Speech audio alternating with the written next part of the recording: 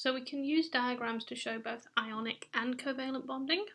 For ionic bonding, the most commonly used one is called an electron transfer diagram, where we would start by showing the electrons on the metal and the non-metal, and it's customary to use a different symbol for each element.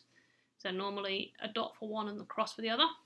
You'll also sometimes hear them called dot and cross diagrams.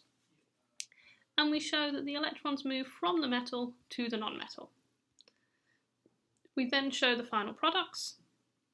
The metal, we show just the empty outer shell and we show its charge. The non-metal we're showing with its full stable octet. Notice that for both of these, we're only showing the outer shell because only the outer shell is relevant here. The inner shells do not get involved in this bonding.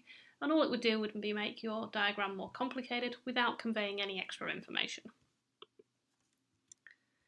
If you've got a more complicated one, we just need to show more circles.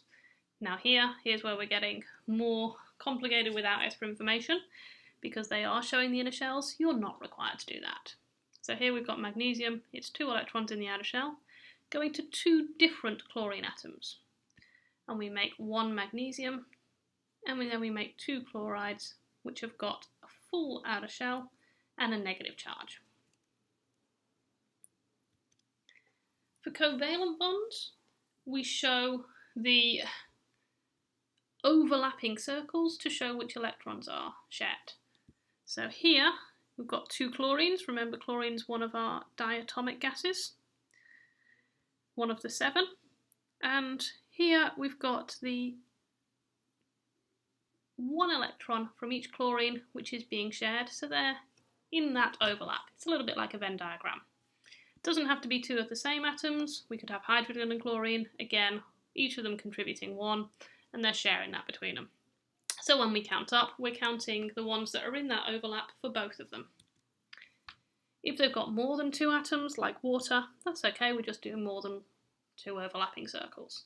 And the overlap just shows the ones that are shared between those 2 particular atoms within it. If we've got a double or a triple bond, so we've got them sharing more than 1 electron, we just add more dots.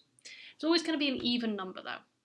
So you can't have 1 atom giving 1 electron to share and another one giving 2. They've got to match each other. So oxygen making O2, they can share 2 electrons from each oxygen. Nitrogen, each nitrogen can share 3 to make N2.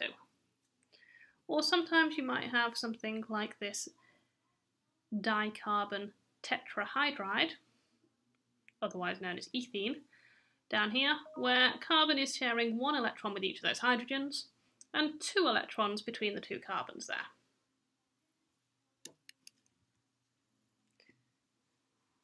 You may also see them, rather than being these dot diagrams, as valence structures.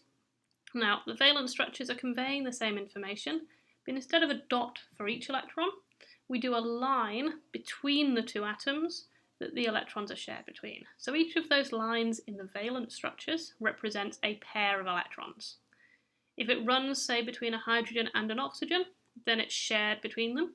If it sticks out just from the oxygen, say, then that is a non-bonding pair, so the ones that are belonging only to the oxygen.